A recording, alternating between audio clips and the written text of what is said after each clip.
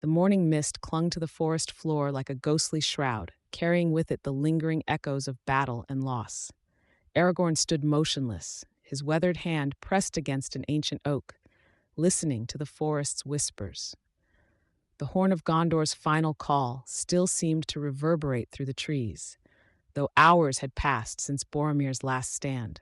As he traced the signs of struggle across the leaf-strewn ground, each broken twig and trampled patch told the story of their fellowship's sundering. The tracks spoke clearly. The hobbits had been taken, but not all of them. Some traces led elsewhere, deeper into the woods, speaking of desperate flight. Legolas and Gimli emerged from the tree line, their faces bearing the weight of grim news. The boats they'd found spoke of Frodo's choice. The ring-bearer had chosen his path alone, though Sam's absence suggested he hadn't gone entirely without companionship. As they gathered their remaining supplies, each warrior felt the weight of choice pressing upon them. The fellowship had splintered, but its purpose remained. Aragorn's decision would shape the fate of many: pursue the captured Merry and Pippin, or follow Frodo into the shadows of the east. The setting sun cast long shadows through the trees, as if pointing toward both paths simultaneously, each equally dark and fraught with peril. They chose the path of rescue. As the last light faded from the sky, 3 hunters set out on a trail that would test their limits. Aragorn led them at a punishing pace, his ranger's skills reading the earth like a manuscript of urgent tidings. Behind him, Legolas moved with elvish grace, his keen eyes scanning the horizon, while Gimli's determined steps kept rhythm with their urgent mission. The orc tracks were clear, leading west toward Isengard. But time was their enemy, and each passing hour widened the gap between hunters and prey. As they crested a hill under the stars, the vastness of the task before them became clear. Miles of open country stretched ahead, and somewhere in that darkness their friends were being carried further and further away. The night wind carried with it a whisper of hope, but also a warning. They were not the only hunters abroad in the wild. Through the misty dawn, Aragorn pressed his weathered face against the earth, listening for the distant tremors of orcish feet.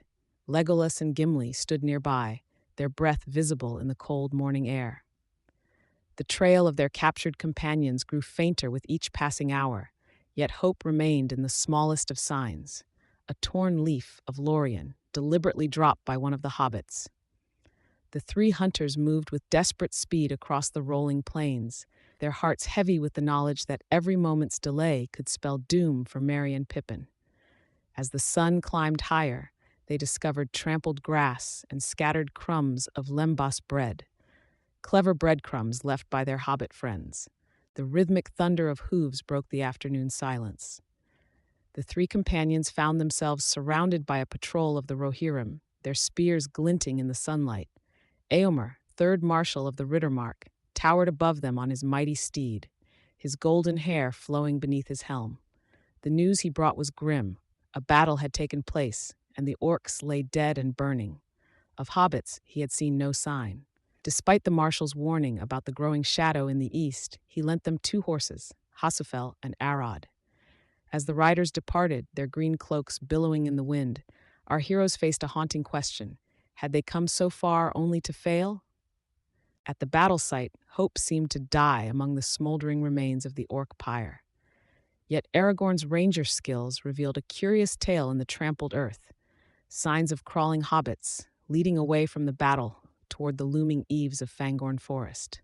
As darkness fell, they made camp near the forest's edge, but sleep proved elusive. Strange sounds echoed from the ancient woods, and more than once Legolas sprang to his feet, certain he had seen eyes gleaming in the darkness. The old forest seemed to watch them with silent malice, while somewhere in its depths, their friend's fate remained uncertain. As they huddled around their small fire, none could shake the feeling that the very trees were whispering among themselves, and that greater powers were stirring in the depths of Fangorn. The ancient forest loomed before them, its twisted branches reaching like gnarled fingers into the misty morning air. Aragorn, Legolas, and Gimli stood at its edge, their hearts heavy with uncertainty. The trail of their hobbit friends had led them here, but the dark whispers among the trees made even the bravest among them hesitate. As they ventured deeper into the shadowy realm, the very air seemed to thicken with age-old magic. Moss-covered trunks towered above them, their bark bearing the scars of countless centuries. The trio's footsteps were muffled by layers of fallen leaves, each step bringing them deeper into the heart of mystery. Suddenly, Legolas froze, his keen elven senses alerting him to a presence. Something powerful was watching them from the shadows. A blinding white light pierced through the forest's gloom, forcing the companions to shield their eyes. Through squinted vision, they could make out a figure of pure radiance standing atop a moss-covered boulder. Their weapons drawn, they faced what they believed to be their greatest foe, Saruman. But as the light dimmed and their vision cleared, wonder replaced their fear. Before them stood Gandalf, transformed from gray to white, his eyes holding the wisdom of death and rebirth. The forest itself seemed to bow in his presence, ancient branches swaying in a non-existent breeze. The wizard's tale of his battle with the Balrog and return from the void left them in awe, but there was no time for lengthy reunions. Dark tidings from Rohan demanded their immediate attention. With Gandalf's return, the air itself seemed to change, carrying the first whispers of hope. As they made their way out of Fangorn, the wizard spoke of Rohan's plight and Saruman's treachery. The forest path seemed to clear before them, as if the ancient trees themselves were stepping aside for the White Wizard's passage. Shadowfax, Lord of Horses, answered Gandalf's call, appearing like a silver ghost in the clearing. The magnificent steed's arrival marked the beginning of their race against time to save the kingdom of Rohan.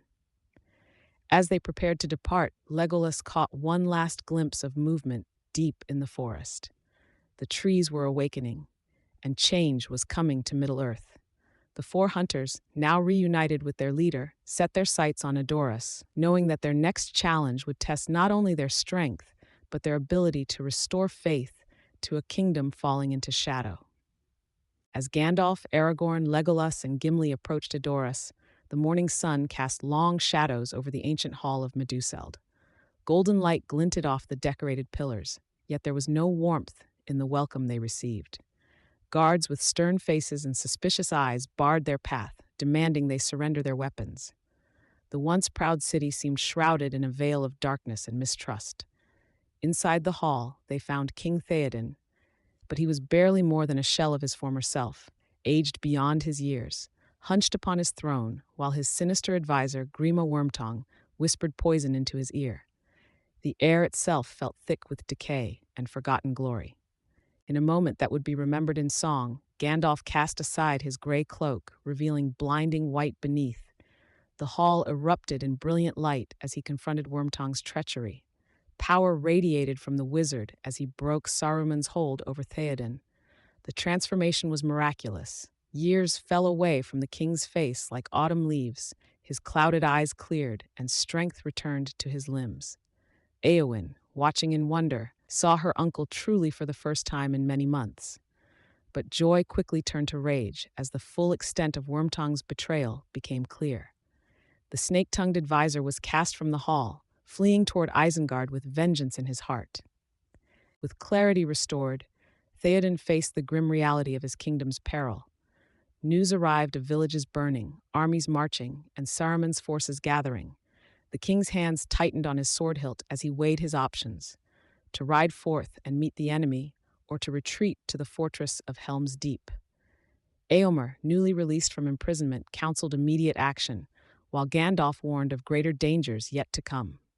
In the end, Theoden chose to gather his people at Helm's Deep, though the decision weighed heavily upon him. As preparations for departure began, Gandalf rode forth alone on some mysterious errand, promising to return when least expected.